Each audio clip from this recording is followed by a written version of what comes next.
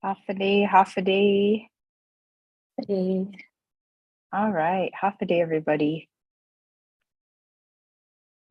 Half a day, everybody, and welcome to this this very special Fanachu podcast episode. My name is Monaeka Flores. I'm a core member of Independent Guam, as well as Pertehi or Pertehi Lasexan. And I'm honored. I'm truly honored to be the host of today's episode and standing in for our Chetlu Maget Bavakwa with this amazing panel of Indigenous Chamorro women, several daughters of Malesso, and folks, all of them who attended an important meeting that was held on September 1st with the Coast Guard in the village of Malesso to look at the issue of contamination from Dåno Island or Cocos Island and in the Malesso Lagoon.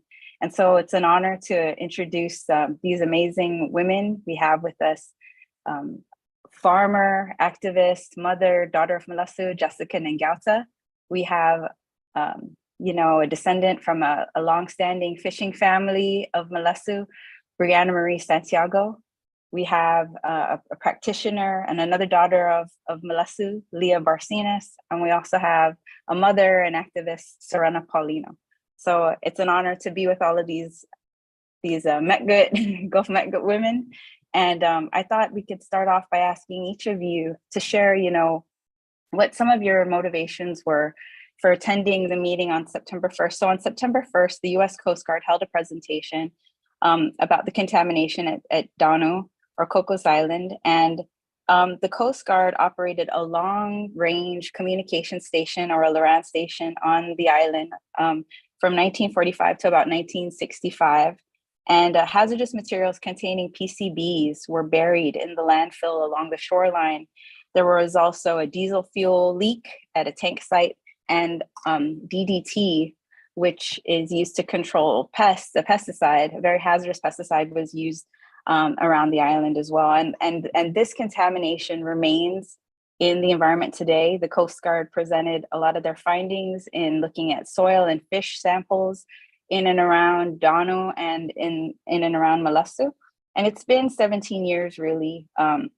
They reported removing about 3 tons of metal debris and 20 electrical components, several sources of this contamination.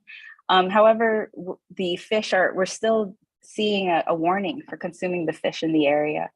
And so we also know that there's been a study which has definitely made the connection of the high levels of cancers and illness in Malesso, impacting the people of Malesso, and with this contamination, this military contamination. And Guam has a very long legacy of environmental justice issues and environmental racism. We have 19 Superfund sites, formerly used military sites.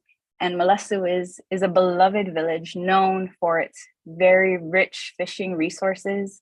Our heroes who stood up for our people during wartime, and of course, all the other beautiful stories associated with the village. And it's an honor really to have daughters of Malesso here today to share their perspectives, their family stories, and the reasons why they were motivated to come out that day, hear from the Coast Guard, and all the concerns and questions they brought along with them. So first, maybe, Jess, can we start with you? Can you go ahead and introduce yourself and share your motivation for coming to that meeting on September 1st in Malesso? Hi, Justin Ngauta. My motivation was because many years they've had these, village meetings they've called for. My family have gone and attended the past several meetings. So I wanted to continue to stay updated on what they're finding. And I'm motivated because a lot of our family members down there are suffering from illnesses. My grandmother, as a matter of fact, the same night of the meeting, I missed my auntie's rosary to attend the meeting, who had cancer and passed away of cancer. So there's just things that don't add up. My grandma, she didn't smoke, she never drank. She's a very good woman. She took care of herself. And so, I feel we already know that PCBs, there's a correlation between the cancer and the illnesses so I wanted to find out what they're doing about it. And so, I posed several questions to them, and maybe we'll go around the room to say what brought them, but really family, brought me there. Sana Masi, Jess. Okay, Brianna, can we hear from you next?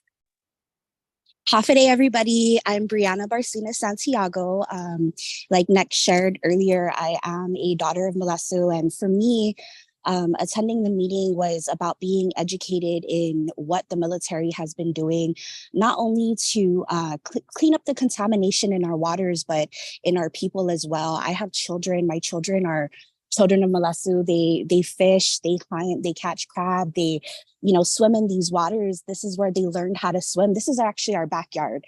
My kids learned how to swim in this water. And so for me, learning of the contamination, I always tell people, I always joke around before about why Malesso's fish taste so good. It's because of the PCB, right? And that's just a joke, because that's what we grew up on. Generations of Malesso people have been consuming these products. And, it's not just the fish, like Jess shared at the meeting. It could have been the crabs. It could be, really just anything. And to kind of hear the answers they gave, and the lack of preparedness, and just kind of the fact that they assumed we would just take the pictures that they put out there and listen to the video, and that was that. We'd go on our merry way. Jessica's my inspiration for kind of, getting out there and being active as far as not just our community, but for the entire island of Guam. So for me, it was really just about being more educated so that I can make informed decisions and informed actions. Yeah.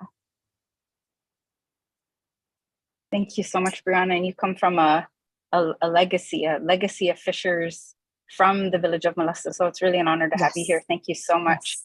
And thank you for having me. Thank you, Hagumas. And next, can we hear from Leah? Leah, would you care to go next? Thank you so much. Hafa day. Yeah, similar to the girls, we're Malesso families. Our families fish that lagoon. We continue to fish in the lagoon. We throw our babies in there, and that's where they learn to swim. So it's a big concern, what's going on in there. And then to attend the meeting in person also is to be with our village community and to hear the concerns of the fishermen. Are they, what is their response to what they're being told? And so that was one of my motivations to go as well. Thank you, Leah. And yeah, what a treat to have these beautiful images of Malesso behind both you and Bree today. Thanks for the representation. And last but certainly not least, Serena Paulino. Thank you, Serena. Serena Paulino, Tau Tau in Alahanzu. And I went to the meeting because I just wanted to be informed. Basically, what everyone said about what's going on around our island. My grandmother, Josefina Paulino, she actually died from Litico bodig, which was a disease that really ravaged through the southern part of our island. And I never got a chance to meet her, but I always heard stories about her. And I just thought, since they never found the correlation or what, this disease that came around that time in the 1960s to 1970s, and then just completely vanished off the island. Like more recently, there's not been really any cases of that since. I was wanting to know more about what kind of contamination happened down there, and just kind of correlate that with what's happening presently on island, with all the nuclear power ban bill, and just with the 360 missile defense system, firing range, all those things. I feel like, in order to kind of be better informed about our future, what's going to be happening with our island and our people, we have to know about our past. And so that's why I went to that meeting that night.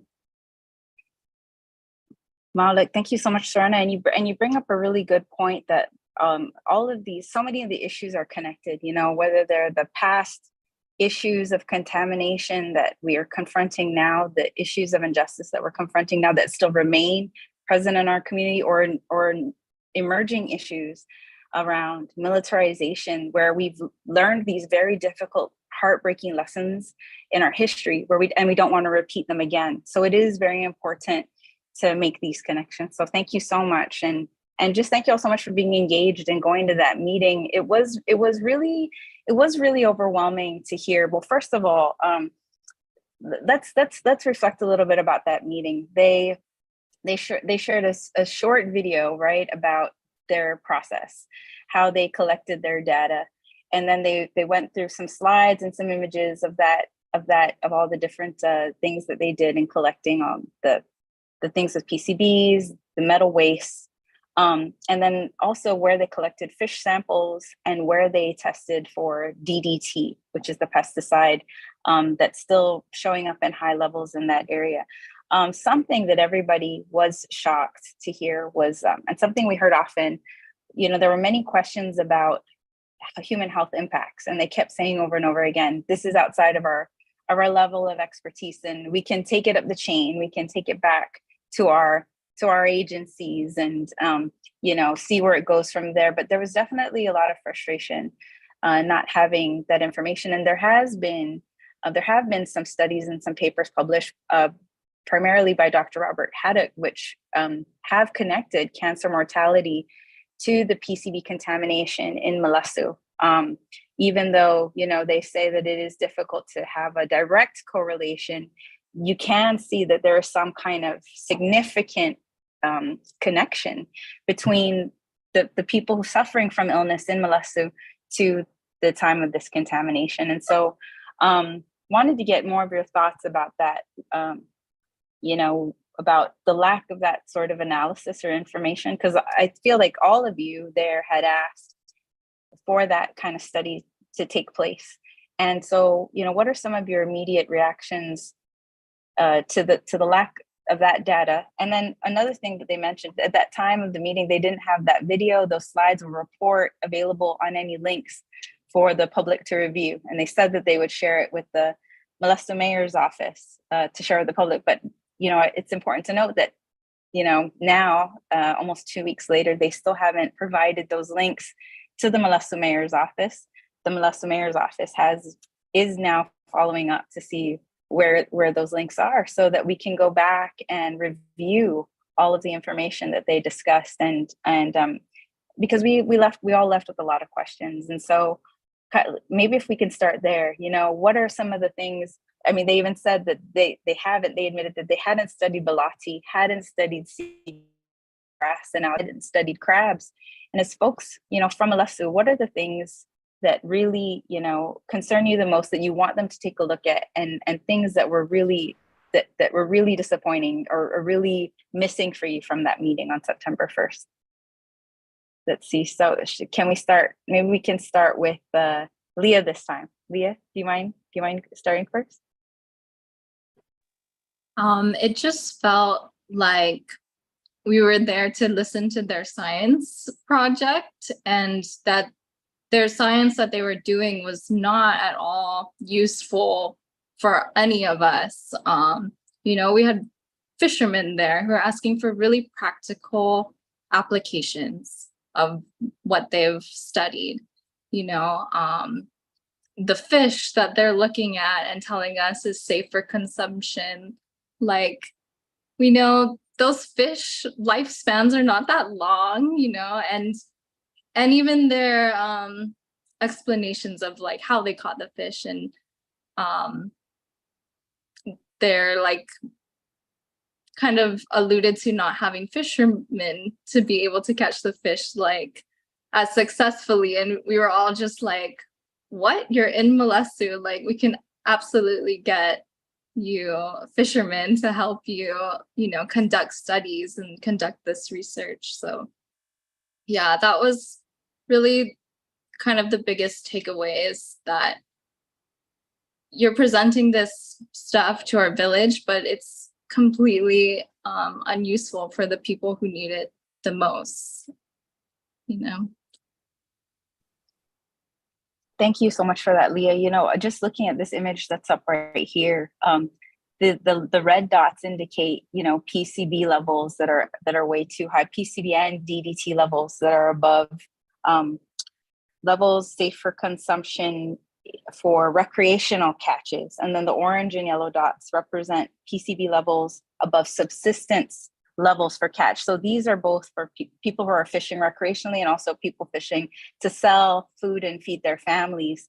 So at both of those levels, for both DDT and PCBs, these fish are quite high. And you also brought up a really good point that it was very obvious and very clear from that meeting with all of the fishermen and fisherwomen who showed up, fisher folks who showed up to that meeting, that their outreach was really poor. Because like you said, they could have gotten so many fisher folks, even the fishermen who were there, is that we would have helped if we had known. And it was very obvious that their outreach, their educational campaigns were not successful. They hadn't been reaching the community that's directly being impacted. And so, Brianna, can we switch it over to you to talk about your thoughts about the meeting and some of the information that was presented? Thank you. Okay, yeah. So I totally agree. That was my biggest thing too, was how were you getting the information out there that there was going to be a meeting that was going to be held? You know, we saw one flyer. I didn't see anything else going out. I didn't see anything on Joint Region Mariana's, you know, their Facebook page, their websites, any of that stuff. I didn't hear it on the radio.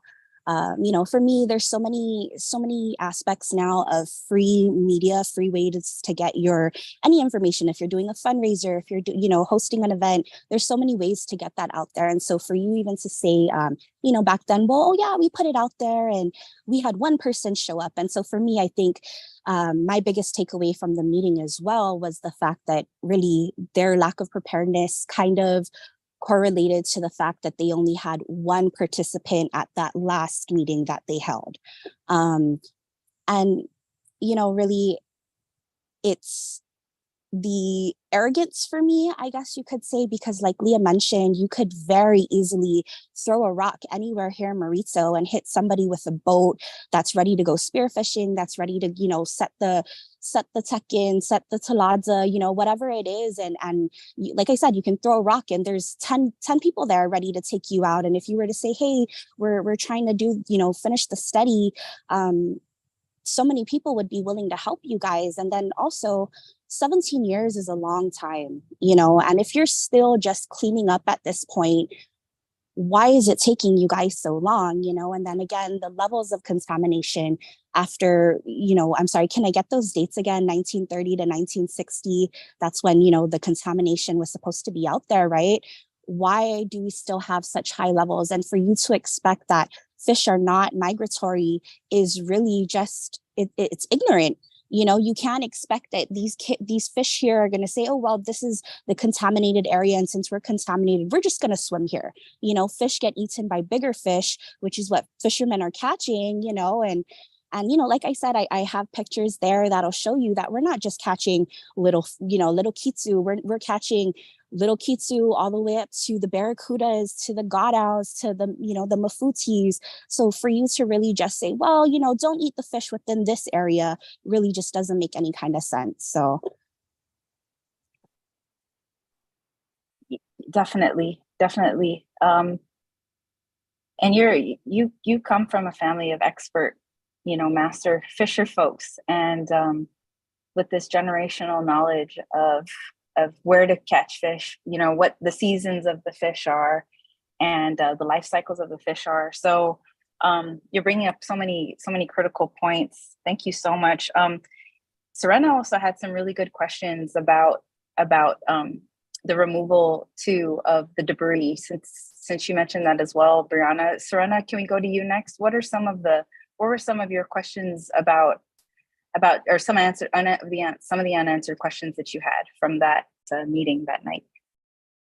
Well, first of all, the meeting, like Leah said, there was no useful information that was really given that we could use. Some of the questions that I had was if they're seeing lower levels I didn't see any type of chart showing like the percentage of DDT or PCB within the fish. All we got as far as an answer was like, oh, it's less. There's less amount in the fish. Okay, well, how much less is their amount of PCB and DDT in the fish? And with the fish, how long will that stay? How long will we still see that? Since it's been however many years, since 1965 that they closed down that Lorance station. They weren't able to give any answers on that. And then there's also, I believe, a forklift and a tank that's out in the water. I don't remember them saying that they tested those things that are out in the water for DDT and PCB. I also asked them, how would they remove, are they going to, the next time that they come, will they be removing these items from the water? Because that could be a source of, PCB and DDT as well. And it's sitting in the water over there. And their answer, was basically like, oh, well, we gave it to, the people of Guam at that time. So it's something that, doesn't belong to us anymore. Well, they had no equipment to remove those things out back then. How do they expect us to move it? How do they expect us to get it out? And it's really unfortunate and just very disappointing that our true concerns as a people weren't really addressed in that meeting at all. Right. Serena, you bring up this really good point of neglect that, this Lorance station was abandoned and really left there for several decades without being cleaned up.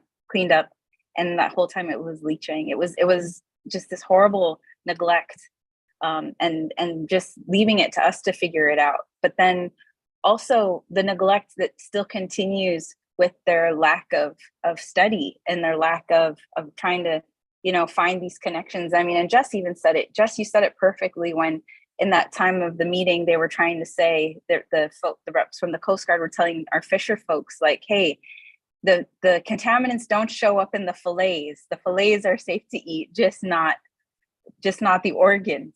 But we know that our folks sometimes eat the guts and eat the organs inside. It can be a delicacy depending on some of the fish. Sometimes it's a matter of not wasting, but also, Jess, you brought up a really good point. They said, unless you eat fish in large amounts. Well, that's Malesso. People can eat fish 3 meals a day, every single day. So just if you can, take us to some of the concerns you had with the lack of information and some of the unanswered questions for you. Yeah, I think the ladies covered a lot of it, but to add, there was a lack of, where's the advisories? Like, where are the signs showing our community these studies that have been done for so many years? I also had an issue that in the newspaper, they printed that the meeting was at the mayor's office, but then Nate, luckily you called me because it was actually down at the rec center near the piers. So there's those discrepancies and those, the lack of advisories. And I just want to say, like, Malesso, the word Malesso itself, the place derives from the word lesso. We are a fishing village. Our lives are centered around what the lagoon provides for us. They could have easily go door to door, let them know you can find a fisherman if you're looking for them. Obviously, they weren't doing due diligence, right? For millennia, before this Lorance station had been built, our families have such close relation to this lagoon. It's where our cultural heritage and value is practiced most intimately. Our fishermen go in and catch their fish. We are pati. I've participated in many exchanges with Bree and Leah for their spearfishing or their fishing. We trade, we barter. It's just really painful that this life source is now dangerous to us. And if they really cared, see, the U.S., the issue is, like, the U.S. government, their reasoning for being on Guam is to defend the Chamorro people and protect our lands. Meanwhile, it's like they're poisoning our livelihood. And it's hard for me to accept that they want to keep building and building, create more fencing, obtain more land, set up missile defense in Malesso. Meanwhile, we still have these Superfund sites. We still have the lagoon poison. They know there's stuff in the water for 17 years, but still haven't, they're telling us now in 2024, that's their plan, that they're going to go now into the ocean and set up those little meters. It's not enough. It's not enough. I don't know what to say. Like, they need to act quickly. Our future, depends on this life source and the lagoon and what it provides.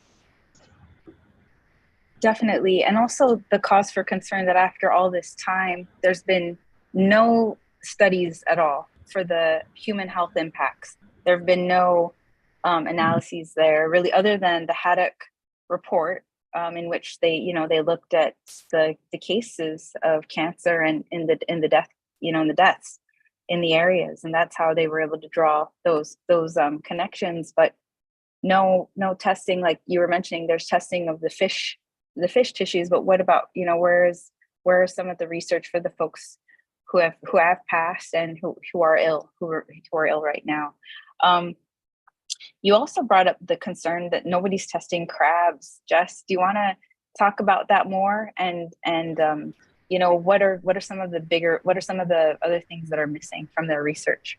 Oh, bunch. Yeah, they're just, studying the fish that is so close to Cocos Island shore. What about the deep water fish? What about a fisherman brought up balati, stay in place. They don't move very far. Studying the balati, studying the seaweed that we know many of the fish eat, or the areas where these patches of seaweed grow, because they don't grow everywhere in the lagoon. There's pockets. And the crabs, of course, we have Malesso Fiesta and Tosi that celebrate the ocean. We have Panglao Festival. These are all known in the community, like culturally significant. So they need to test those crabs. And I've gone clamming in Malesso. Who knows? So the clams that I've eaten as a kid, they accumulate, right? Waste that is known, that is scientific research that have been studied for many years. Like, why are they just studying fish? Yeah, that's an issue. Yeah, so of course, we want them to look at the human health studies. To conduct a human health study. We want them to look at all these other species that are being impacted. Leah, Brianna, Serena, any other questions you have, or any other, things you want to see that was missing from the research that was presented? What are some of the things that you think that they need to take a look at a little more closely? Anybody want to take that? Leah, Brianna, Serena, whoever wants to go first. Honestly, for me, I would just say I'd actually like to see effort. I feel like everything that they presented to us, everything that they've done so far, is kind of like what Leah said. It's a science project. It's really just them doing the basic minimum of what they had to do in order to say that they were doing something about it. And Justin, I kind of spoke on it earlier. And for me, you didn't dump waste off of Jotnya. You didn't dump in Jotnya waters where nobody swims there, nobody eats anything, any marine eco-life or ecosystem, nobody eats anything from Jotnya, but everything that you get from Maritzo is edible.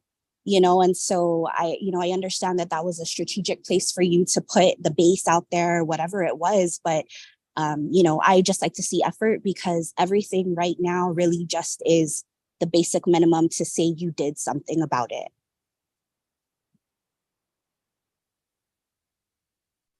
Thank you, Brianna. Absolutely. Leah, Serena, would you like to add to that?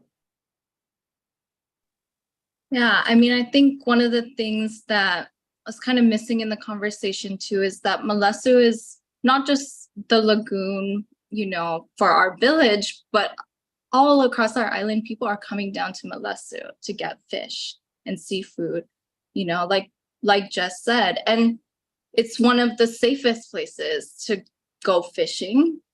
And in Malesso, it's one of the few really good fishing grounds. The rest of our village from Minaraha and down is a preserve. And so why aren't we looking at, you know, the potentials of changing the preserve so that we're not fishing in the DDT contaminated areas, you know, and what would that look like, you know, for our people to be able to fish safely in different areas in our village. And so those were things that I was like, you know, we've known for so long that this contamination is there. And I think that if they were really like there for us, they could have advised, you know, maybe don't put these preserves in place here. Or, you know, maybe we should look at opening these preserves or moving them, you know, through the village. Because yeah, it's not just Malesso, and it, you know, we absolutely rely on our lagoon to feed our families, but all of our island comes down and fishes in that lagoon. So we do need, you know, advisories for everybody, because it's really important that our island knows what's going on in this lagoon. Thank you so much, Leah. You bring up so many good points. You know, one, both you and Jess mentioned the need for advisories. And there, right now, if we were to go to the Malesso Pier right now, there are no signs that talk about that advisory for those high levels of contamination that remain in the fish there. They said, the Coast Guard even said that every time they put one up, a strong wind will come and take it down. And so they admitted that there was no signage there right now, even today. So while this advisory has remained in place, you're right, a lot of people are not aware of it. And then also, Serena brought up a really good point too about not having the exact levels. Like they'll say, well, these are over the safe level, but they're not, or these levels have lowered over the years, but they're not giving us the actual numbers, the actual breakdown of that information to understand how the fish are being impacted. But also you bring up something that's so critical, Leah, which is an issue of access. And that's not just something that you're talking about a preserve issue. You're talking about a community access issue, but you're right. A lot of our community goes to Malesso because access has been restricted because of preserves, but also because of military occupation, because the military occupies and the federal government occupies a lot of rich fishing resources. People do have to rely more on Malesso, and then also during certain times of year when the waters are rougher on the east or the north side, people come to the south, and we're actually going to lose a very important fishing area that's part of the surface danger zone for the live fire training range complex, which is right outside of Letexa and Oritidian. So all of these things are connected. The less access we have as a community, whether it's an occupied military area or a restricted area, it does make our dependence on Malesso greater. So there are so many factors. So thank you so much for making all those connections, all of you. So let's see, Serena, what about you? What are some of the questions, unanswered questions for you? There needs to be more accountability with the federal government. Knowing that, Guam has a very high cancer mortality rate, they need to be held accountable more, and they need to show that they actually care and do the work to clean it up. It should not take this long for you to tell us that, hey, the fish are still contaminated. What are you doing about it? You know that it's been contaminated for so long. Where is, EPA? Where is the federal government? Like, it's just not enough. It's just one day and then, okay, we're going to come out we're going to come out and clean up for a few days and we'll be back next year. Why our people suffer? While our sea life suffers, our natural resources suffer. They need to be held more accountable, and they need to do more. to show us that they really actually care about the issues that we're facing as an island with all that they use on our island, with everything that they take from us, you know? And there needs to be more testing of actual, you know, like fish that we actually consume as a community more so. The amount of fish that I think they sampled like 50 fish, and I forgot their reasoning for it. Something about they don't want to clear out the lagoon or something like that. But I mean, there needs to be more testing of fish that we consume, the sea life that we care, you know, that we actually live off of, and they need to have us be a part of that more as a community. They need to listen to us, listen to what we say, because this is our home. They're just here to use it, I guess, however they want, but this is our home, and this is our livelihood, and this is our people. Yeah, that's what I feel. You're absolutely right. Everybody so far has said we need a robust, a more, you know, deeper level of engagement, a more active campaign, that these you know, once in a while meetings are not enough. And we did hear some of that. We actually heard somebody on the Coast Guard side say at this particular meeting that they actually expected fewer people to show up and like to keep it small, so it's more of an intimate conversation. Mm-hmm. But obviously, I mean, there's a lot of problems with that. It's a bigger issue than an intimate conversation with just a handful of people. The whole village should be there, and a lot of the island should be there as well.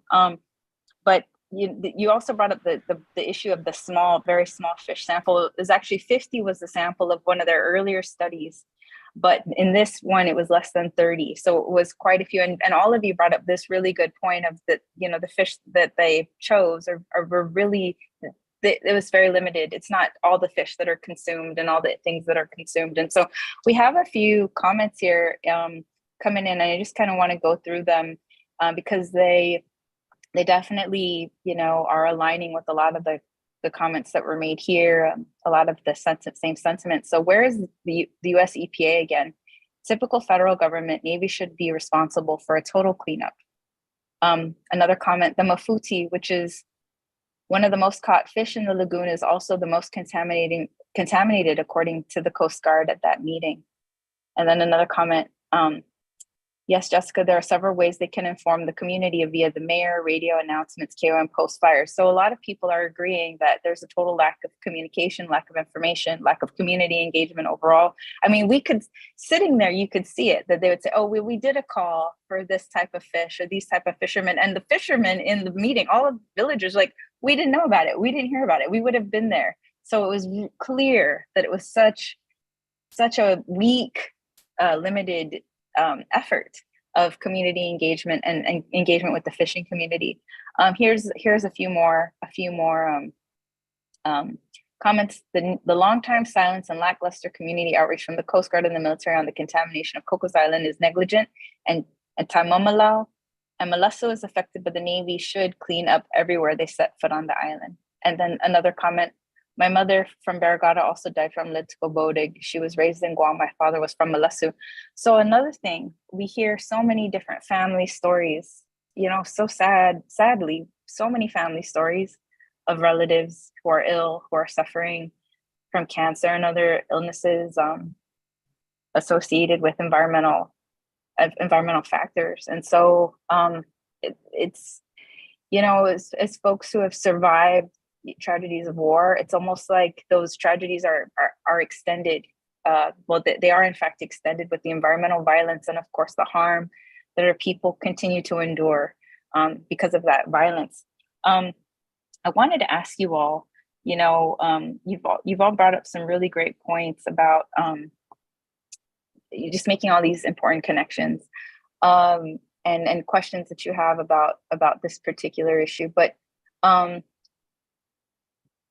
is there a family story that you're holding on to, you know, that you think has an important lesson for all of us right now, you know, of value, or something that your family shared that helps to inform your work around this issue and around any other issues that you focus on in our community. But what are some of the family stories that you carry that sort of bring you to this issue and to other issues that we're dealing with in the island?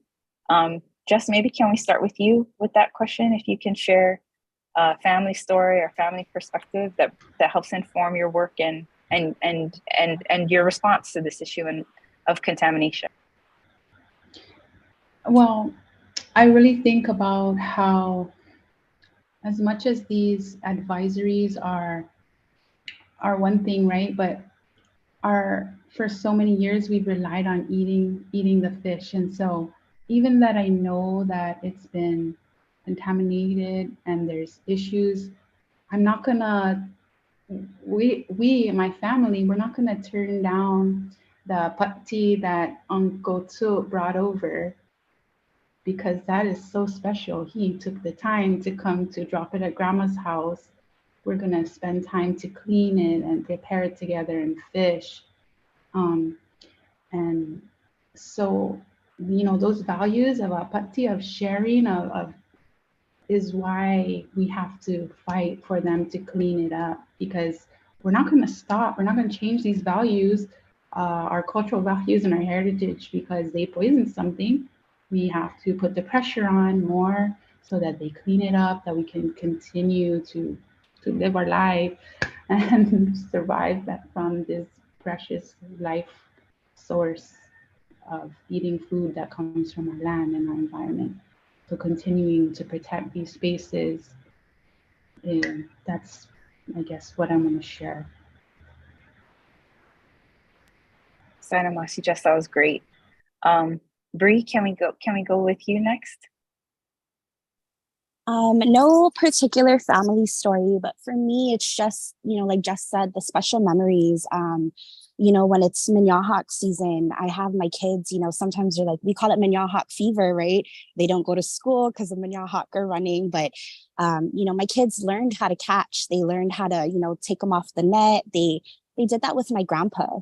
How many kids can say nowadays that their great grandparents are still alive, and, they spend that family time, and for us, it's my grandpa, his siblings, my husband, my father-in-law, my mother-in-law, it's families coming together to partake, and then, like Jess said, putty it out, and that's our way of feeding the community, because Malesso is so special.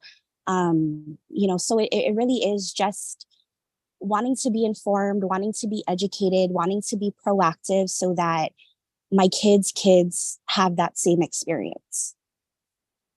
Thank you. That's so beautiful. Actually, that reminded me of something Serena said at the legislature the day that the nuclear policies were up for the public hearing. And Serena said, we don't inherit this from our ancestors. We're borrowing it from our children and from future generations. And I think that what you said just there, that really reflects that you want your children to carry on this practice, but their children's children as well. So thank you so much. I just thinking about how for many generations your family's caught Minyahawk, and how you want many generations following your children to continue to catch Minyahawk in Malesso. It's such a powerful image and feeling. It's overwhelming, actually. The feeling of that, just the power, the history that we carry, all the love that we carry. Thank you so much, Brianna. Serena, can we go to you next? Sure. Thank you so much.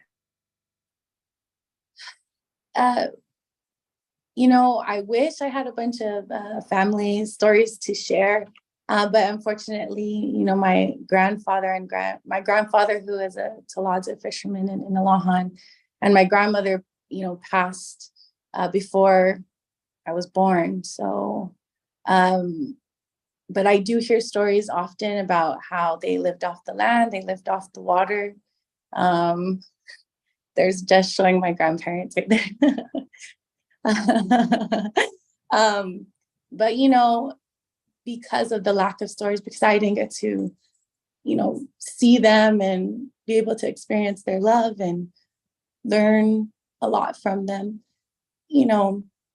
I just hope that my children and my children's children will all be, that we can protect our island, our resources. You know, we can protect Malesso, which, you know, has given us so much from the sea, and that my children can, you know, learn how to fish, learn all the things about our culture that makes our culture and our people so beautiful.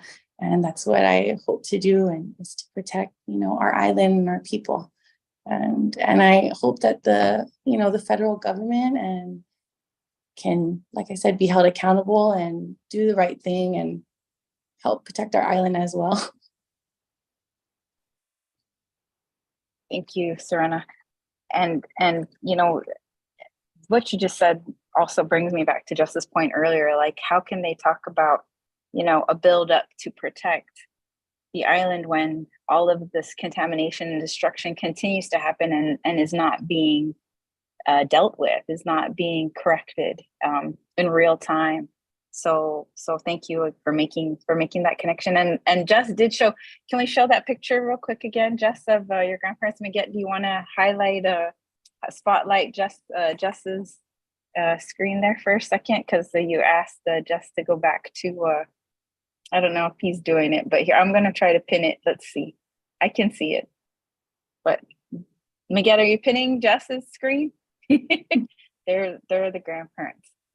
Okay. All right. Let's see. Thank you so much. How about, okay, Leah, you were definitely last but not least. Leah, any family stories that you could share, family perspectives? You know, there's so many family stories about the lagoon, and I think it's so hard to choose just one, because all our lives we hear about all these rich tales about our grandparents going out into the lagoon to fish, to play, collect salt. And so, you know, when we're holding fast to our traditions, it's to hold a part of them with us too. And unfortunately in Malesso, our lives are short and all of our families can attest to that. And you know, our fishermen are people, they're hard workers, and they're willing to work harder for a catch to do it safely. And that's really, you know, the sentiment that I heard when I was listening to the fishermen's concerns in our meetings is, tell us how to do it the best so that our families don't suffer when we give them the fish from this lagoon. And so, you know, yeah, we want to continue to play in that lagoon, throw our kids in it, feed them off of the land and sea of Malesso, and you know, continue what our ancestors have passed down to us, because it's so special. And you know, the lagoon has just sustained us. It's our life. And so we're very protective of it, and we're very protective of each other. And yeah. I'm all emotional now. Sabrina. Spencer. It is emotional. It's so personal, you know, to us. And there's a need for genuine security for our people. And what does that look like? And how are we going to create that for ourselves and our community and our families, and advocate for genuine security? All very beautiful, powerful points. And yes, you know, Leah, you're absolutely right to get emotional. It's you know, hearing all of you, knowing that, you know, you're from families from the South, from Malesso, and fishing families, you know, knowing how dear that place is to you and to all of us, but to you particularly. But Jess brings up such a good point, because, you know, in this conversation about national security and being built up to be a site for war once again, we need to ask ourselves, well, what truly keeps us safe? How do, what is genuine security? Genuine security for a lot of us can mean clean water, uncontaminated water, decontaminating all of the sites that have poison and toxins in them, a lagoon free of contamination where we have fish that are not going to make our people sick. Gosh, Aaliyah brought up that amazing point. This immense sense of responsibility that the fisher folks that night express. They carry with them this heavy responsibility, not, because they're catching fish that are feeding their families and people of Guam. So that's so true. It's a duty, it's an honor to do what our ancestors have been doing, our relatives have been doing, and to care for each other in the best way. So I really appreciate those points so much. But genuine security can also mean, safe food, safe housing, food security, water security, living in our island without the threats for war, being able to grow food in soil that's not contaminated, being able to swim in the lagoon that's not contaminated. And any weekend you go to the pier, it's full of children and people fishing and swimming and jumping in their boats. And it is a place that's so full of life and is so loved. And so you all bring up such incredible points. We're almost coming to an hour here, and I don't think we have any new questions for from the folks listening or watching right now on our live stream. But we hope to follow up as soon as we find out from the mayor's office, those links for those reports. We'll make sure to share them, Independent Guahan and all of the activist networks will share that information, because we need our people to have access to that report. A lot of people couldn't go to Malesso on a Friday night. That's also the issue of access, right? If they can't attend the meeting in person, where can they find that information elsewhere? So the mayor's following up on that. And as soon as we get any info about that too, we'll share it. And then I guess next steps, a lot of us are talking about the need for folks to become informed, but we should also, as a community, think of what our next steps are, ways we can come together to organize, to hold the federal government accountable, make these demands to the Coast Guard, the demands for the human health studies, the demands for them to have more robust engagement with the community, all of these things. And we can definitely organize around those next steps. What are some of the next steps you want to see us like put into practice immediately, the immediate next steps, like after this conversation where we're talking to each other, whether we take this conversation home back to our families, our friends, people we work with, or maybe even leaders, if we were to get off this call and go to a mayor or go to a senator or go to the governor, or go to federal government, what are some of the next steps you all want to see happen immediately around this issue? Anybody want to volunteer and share any next steps, action items, calls to action we want to have in the next few days, weeks, months? Anybody? I guess I want to see the Coast Guard and all of their information actually given to Malesso residents. And not that Malesso residents are the only ones affected by the lagoon, but it's a start, and they can go door to door and tell our families. Because yes, we're going to do a little bit of their work for them by telling our families, but they need to show us that they are going to do that due diligence. And I also like to, contact the governor and see, hey, we need to put some more pressure on them to clean up. I think one thing that was really funny that was mentioned during the meeting, sorry to off track, but they said that one of the heavy equipment was in the ocean, but they didn't want to remove it because the coral started building on it. And I just see an issue with that. Like, remove it, move it. We have Siren that can rebuild our coral reefs, blue. So we'll call Farron over to help them out because, anyway, that's a start. Thank you so much, Jess. Those are really great suggestions. So really going door to door, demonstrating due diligence, like you said, and of course, asking our governor to pressure a robust cleanup and remove all heavy equipment. Thank you so much. Anybody else? Anyone else have any action steps they want to see taken immediately? Any ideas or thoughts for the next action steps? Signage. Signage. Okay, great. Sorry, Serena, go ahead. I think we should, as a community, ask for help from our leaders, our senators, our governor, lieutenant governor, and just let them know of our concerns as a community, just with not only with Malesso, but with our island as a whole, with a lot of things that are, being that are coming up, that we should really just ask our leaders to help us, call, email, go down there in person, talk to them, and let them know what our concerns are. We vote for them, and they're supposed to be representing us as a community. And I think that's very important that we call to them for help.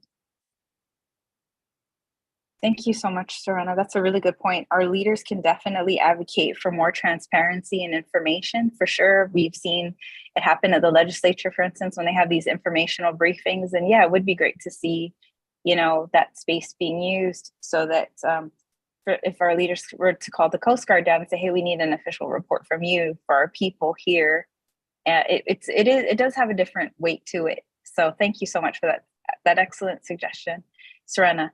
Appreciate it so much. Anybody else before we wrap up with some closing thoughts? Anyone else have any next steps they want to see us take right away, or calls to action they want for the community? If not, let's go ahead and wrap up. We'll wrap up with some closing thoughts, just some closing thoughts and messages, that you want folks tuning into this Fanachu podcast, and who are learning more about the issue of contamination at Dåno and around Malesso and in other parts of the island, because as we opened this conversation, there are many sites of contamination, formerly used defense sites or FUD sites that need to be cleaned up. And we have 19 Superfund sites that still have not been remedied. And all of this is connected. And we also have issues of access, right? Which impact the way we engage with these contaminated spaces. So any closing thoughts? What are some of your closing thoughts for folks listening to this podcast before we wrap up today? Let's see, Leah, can we start with you? Any closing thoughts? Any final thoughts or words from you, Leah?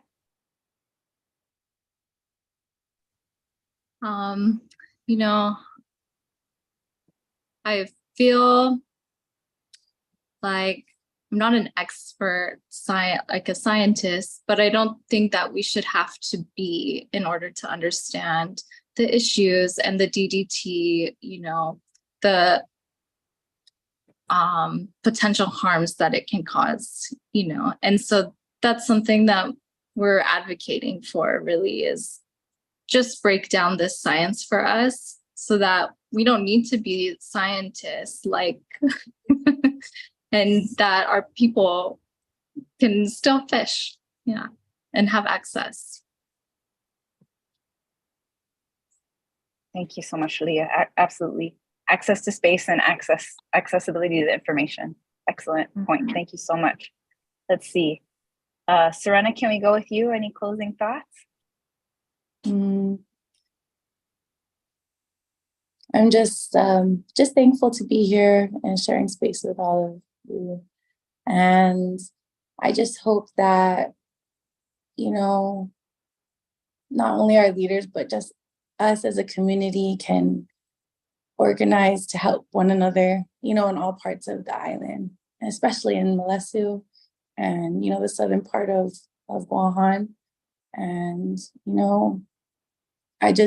I love our island. I love our people. And, whatever, I just hope that, we inspire others to, stand up and speak out. And like Leah said, we don't have to have doctorate's degrees or master's degrees and, and all these things, but just the love for our island and our people, will guide us. So that's all. Thank you so much, Serena. And thank you for lending your voice to this conversation today. I really appreciate you making time to be here, all of you. Thank you so much. All right, Brianna, how about you? Any final thoughts, closing thoughts? I just want to encourage everybody to get out, ask questions, join something, get out there and do it for your people. We're big proponents down in Malesso. We call ourselves the rebels. We call ourselves the rebels because we stood up, we liberated our village, we liberated our people, at a time where all hope was lost. And I encourage everybody to get out and do something, especially if you're saying you're doing it for your children, because if we don't protect it now, we don't do something about it now, they're not going to have that chance to do it when, they're older. Their kids are not going to have that chance to do it. So get out and get involved, everybody. Do it for Malesso, do it for Guam, do it for our families and for our future. Thank you so much, Brianna. It's been such an honor to have you on Fanachu with all of us. Thank you. And Jess, any final thoughts from you, Jess? Yeah, just thank you so much for giving us space. And I hope that, more community members, like the other ladies said, continue to come out and be proactive and advocate for the safe island that we want to see, and continue to be good stewards to our island and advocate for genuine security and just, for the love of our island and for the love of our culture and our home, that we continue to speak up. And even if our voice shakes and we're feeling nervous, like I always do, that our voice matters and our opinion matters, and that we stand up with each other. Okay, that's it. Thank you so much. Saina Masi. Ito Latman. Thank you so much, Jess. And Jess, really, we got to thank you for bringing, inviting all of these amazing panelists to Fanachu. Really, all of you, thank you for lending your voices, your stories, your perspectives. They're so important as descendants of Malesso, but as people who are truly invested in the betterment of our island, in the protection of our people and the things we hold sacred in your everyday lives. Thank you all so much for embodying that in your lives every day. So it's been an honor to be with all of you, and thank you all so much for listening. It's been my honor to sit in to host this Fanachu episode, and please continue to follow Independent Guahan and all Fanachu episodes. Sign masi, everybody, and take care. Miga masi.